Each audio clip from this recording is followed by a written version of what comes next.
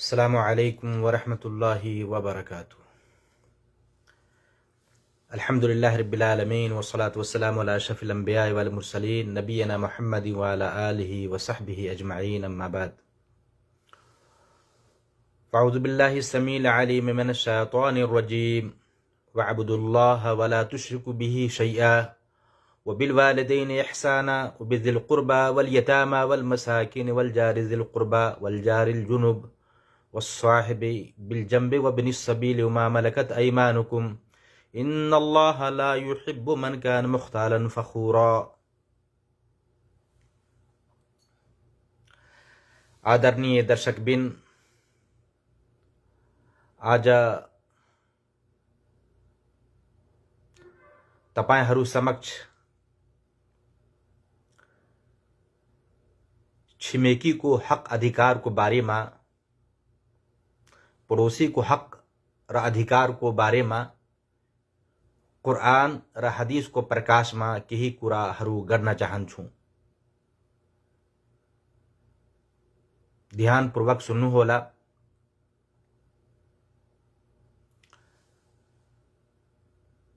किनभने हामी मध्ये धेरै मान्छेहरू समाजमा, गाउँघरमा आफ्नो पडोसीलाई, आफ्नो छिमेकीहरूलाई कष्ट र तकलिफ पुर्याउँछन्, जबकि अल्लाह र अल्लाहको रसूल सल्लल्लाहु अलैहि वसल्लमले छिमेकीहरूलाई कष्ट पुर्याउनबाट सख्त मनाही गरेको छ। अल्लाहले भन्नुभएको वअब्दुल्लाह वला तुश्रिकू बिही शैआ, र अल्लाहकै पूजा गर। वअब्दुल्लाह, अरु कसैलाई पूजा नगर, अल्लाहकै पूजा गर। वला तुश्रिकू बिही शैआ, र उसको साथमा अरु कसैको साझेदारी नगर। वो बिल वालिदैनि इहसाना। हेर्नुहोस्, यो सबै इस्लामको धर्म, इस्लामको विशेषताहरू छन्। सबभन्दा अल्लाहले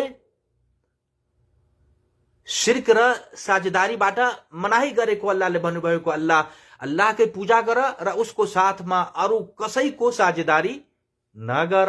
वो बिल वालिदैनि इहसाना, र आमा बुवासँग सम्मानपूर्ण व्यवहार गर।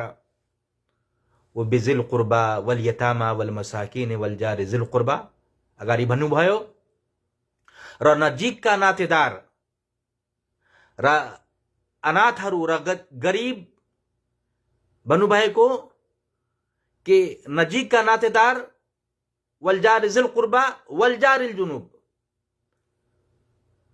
अनाथहरू र गरीब असहायहरू र नातेदार छिमेकीहरू र गैर नातेदार, त्यस्तै छिमेकीहरू र सँगै उठबस गर्ने साथीहरू र बटुवाहरू, वबनी सबील वमा मलकत ऐमानुकुम, र जो तिम्रो स्वामित्वमा छन्, सबैसित उपकार गर, राम्रो व्यवहार गर। यो अल्लाहको आदेश हो। अल्लाहले भन्नुभएको इन्नल्लाह ला युहिब्बु मन कान मुख्तालन फखुरा, भन्नुभएको निसन्देह, कुनै सन्देह छैन, अल्लाहले घमण्डी तथा मिथ्या अभिमान गर्नेहरूलाई रुचाउँदैनन्। हेर्नुहोस्, यो सूरह निसा आयत नम्बर 36 छन्, जसमा अल्लाहले धेरै कुराहरूको बारेमा आदेश दिनुभयो, जसमध्ये एउटा यो पनि हो कि वल जारि ज़िल क़ुरबा वल जारिल जुनुब, के हामी सबैले नातेदार छिमेकीहरू, त्यस्तै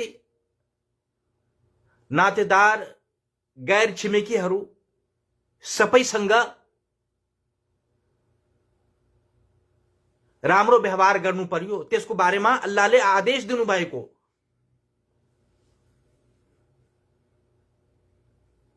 त मान्छेमाथि छिमेकीको ठूलो हक हुनुको कारण त्यसलाई कष्ट पुर्याउनु हराम छ।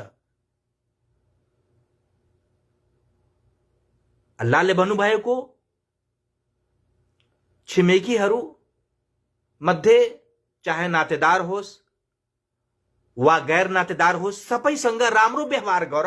यो अल्लाहको आदेश हो, हाम्रो पालनकर्ताको आदेश हो, हाम्रो रबको आदेश हो। थाहा भयो कि पड़ोसीलाई कष्ट पुर्याउन, तकलीफ दिन यो कुरा हराम छ। अल्लाहको नबीले पनि मनाही गरेको, जस्तो कि नबी पाक सल्लल्लाहु अलैहि वसल्लमले भन्नुभएको एउटा हदीस सही बुखारीको हदीस नंबर 6016 नंबर हो हदीसको संख्या। भन्नुभएको वल्लाहि ला युमिनु वल्लाहि ला युमिनु वल्लाहि ला युमिनु क़ील वमन या रसूल अल्लाह क़ाल अल्लज़ी ला यअमनु जारुहु बवाइक़ रवाहुल बुखारी। अल्लाह को नबी मोहम्मद सल्लल्लाहु अलैहि वसल्लम शपथ लिएर भन्नुभएको वल्लाहि ला युमिन, अल्लाह को शपथ, अल्लाह को कसम, अल्लाह को शपथ, त्यो आस्थावान हुन सक्दैन, त्यो मोमिन ईमान वाला हुन सक्दैन। वल्लाहि ला युमिनु, अल्लाह को शपथ, त्यो आस्थावान हुन सक्दैन। वल्लाहि ला युमिनु, अल्लाह को शपथ, अल्लाह को कसम, तो ईमान वाला, तो मोमिन, तो आस्थावान हुन सक्दैन। क़ील, तो भनियो, साहबा नबी सल्लल्लाहु अलैहि वसल्लम को साथीहरूले भन्नुभएको क़ील वमन या रसूल अल्लाह, तो भनियो त्यो कुन मान्छे हो हे अल्लाह का रसूल। नबी सल्लल्लाहु अलैहि वसल्लम ने भन्नुभएको काला अल्लज़ी ला यामनु जारुहु बवाइक़, तो आप सल्लल्लाहु अलैहि वसल्लम ने भन्नुभएको त्यो ऊ मान्छे हो जसको कष्टबाट, तकलीफबाट त्यसको छिमेकी असुरक्षित होस्। कति स्पष्ट रूपमा अल्लाहको नबी मोहम्मद सल्लल्लाहु अलैहि वसल्लमले भन्नुभएको वल्लाहि ला युमिन, अल्लाह को शपथ, त्यो आस्थावान हुन सक्दैन जसको तकलीफ र कष्टबाट छिमेकी असुरक्षित छन्।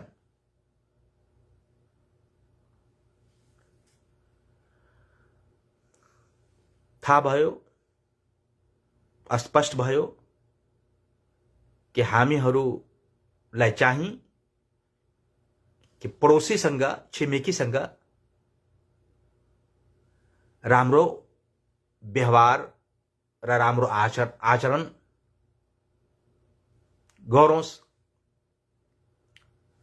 किनभने रसूल अकरम सल्लल्लाहु अलैहि वसल्लमले छिमेकीले प्रशंसा गरेको वा निन्दा गरेको कुरोहरूलाई राम्रो नराम्रो कसौटी बताउनु भएको छ। जस्तो कि इब्ने मसूदबाट यो वर्णन छ। नबी सल्लल्लाहु अलैहि वसल्लमले भन्नुभएको क़ाल रजुलुन लिन्नबी सल्लल्लाहु अलैहि वसल्लम या रसूलल्लाह,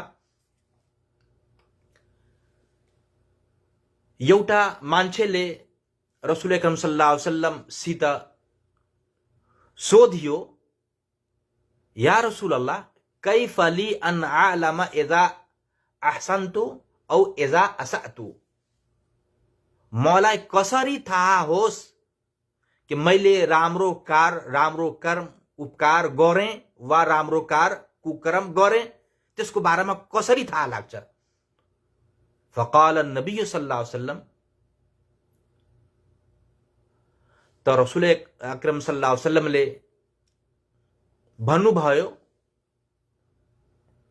इज़ा समिअत जीरानका यक़ूलून क़द अहसन्त फ़क़द अहसन्त,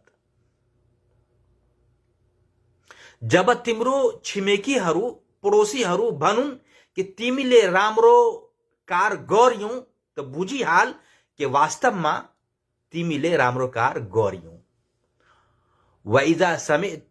वइजा समिअतहुम यकुलून कद असअत फकद असअत। हेर्नुस्, अगाडि नबी सल्लल्लाहु अलैहि वसल्लमले भन्नुभएको, र जब तिमी आफ्नो छिमेकीहरूलाई यो भन्दै सुन कि तिमीले नराम्रो कर्म र नराम्रो कार गर्यो भने बुझिहाल कि तिमीले वास्तवमा नराम्रो कार गर्यो। उनीसँग थाहा भयो कि पड़ोसीसँग राम्रो व्यवहार गर्नु पर्यो। यो हाम्रो दायित्व हो, हाम्रो आचरण हो, इस्लामको विशेषता हो।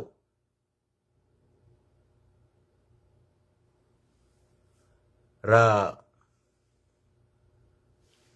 छिमेकीलाई कष्ट पुर्याउने अनेकौं तरिकाहरू छन्। अनेकौं तरिकाले हाम्रो मुस्लिमहरूमध्ये पड़ोसीसँग नराम्रो व्यवहार गर्छन्, जसमध्ये केही वर्णन गर्दछु, जुन यस प्रकार छन् कि दुवै सहभागी भित्ता वा पर्खालमा त्यसको अनुमति बिना किल काँटी गाड्नु, त्यस्तै वा त्यसमा मिलाएर अर्को पर्खालको निर्माण गर्नु, वा त्यसको घरमा पस्ने वाइलाई रोक्नु, त्योबाट पनि पड़ोसीलाई कष्ट पुर्याउँछ। त्यस्तै त्यसको अनुमति, पड़ोसीको छिमेकीको अनुमति बिना त्यसको झ्याललाई खोल्नु, त्यसबाट पनि कष्ट पुग्छ पड़ोसीलाई। त्यस्तै त्यसको घरमा, पड़ोसी र छिमेकीको घरमा ताकझाक गर्नु, ताकि त्यसका गुप्त कुराहरूबाट अवगत होस्, जानकारी होस्, अथवा हो हल्ला गरेर त्यसलाई, पड़ोसीलाई, छिमेकीलाई कष्ट पुर्याउनु, र विशेष रूपले विश्राम गर्ने, आराम गर्ने समय वा त्यसका बालबालिकाहरूलाई हप्काउनु, हान्नु, वा त्यसको ढोका निकट कोरा कुर्कट हाल्नु फाल्नु, यो सबै कष्ट पुर्याउनु के अनेकौं प्रकारहरू छन्। त यस्ता खालका कुकर्महरूको पाप दोब्बर भइहाल्छ जब यो छिमेकीको साथ गरियोस्। कसैसँग गर्न यी कुराहरू मिल्दैन। पड़ोसीसँग गरेर पाप दोब्बर हुन्छ।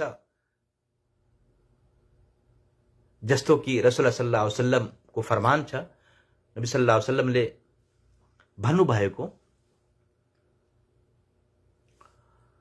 सही बुखारी अदबुल मुफरदमा इमाम बुखारीले हदीसको ल्याएको र सिलसिलतुस सहिहमा पनि इमाम अल्बानी रहमहुल्लाहले हदीसलाई वर्णन गरेको हदीस, नबी सल्लल्लाहु अलैहि वसल्लमले भन्नुभएको, लअन यज़निय रजुलु बिअश्रि निस्वतिन ऐसरु अलैहि मिन अन यज़निय बिम्राअति जारिही। हेर्नुस्, नबी सल्लल्लाहु अलैहि वसल्लमले भन्नुभएको कि 10 महिलाहरूसित गरिएको भय विचारको पाप मात्र एक छिमेकीको महिलासित गरिएको भय विचारको पाप भन्दा कम छ। हेर्नुस्, अगाडि भन्नुभएको, लअन यसरिक रजुल मिन अशत अबियातिन ऐसरु अलैहि मिन अन यसरिक मिन बैत जारिही। अगाडि भन्नुभएको, र 10 घरमा चोरी गर्नुको पाप भन्दा एक छिमेकीको घरमा चोरी गर्नुको पाप अधिक छ। यो हो इस्लाम धर्मको विशेषताहरू। इस्लामले, अल्लाहले, अल्लाहको नबीले पडोसीलाई छिमेकीहरूलाई कष्ट पुर्याउनबाट मनाही गरेको र कतिपय यस्ता मान्छेहरू पनि पाइन्छन् कि उनी आफ्नो छिमेकीको बाहिर जाने प्रतीक्षामा इन्तजारमा हुन्छन् कि उनीलाई त्यसको घरमा बिगार आदि गर्ने अवसर प्राप्त होस्। त यस्ता खालका मानिसहरूको लागि कष्टमय यातना तयार छ। अल्लाहसित प्रार्थना र याचना पनि छ कि अल्लाहले हामी सबैलाई पडोसी वा छिमेकीहरूसँग राम्रो व्यवहार गर्नुको बारे तौफिक प्रदान गरोस्। आमीन। वा आखिर दवाना अनिल हम्दुलिल्लाहि रब्बिल आलमीन। वस्सलामु अलैकुम व रहमतुल्लाहि व बरकातुहू।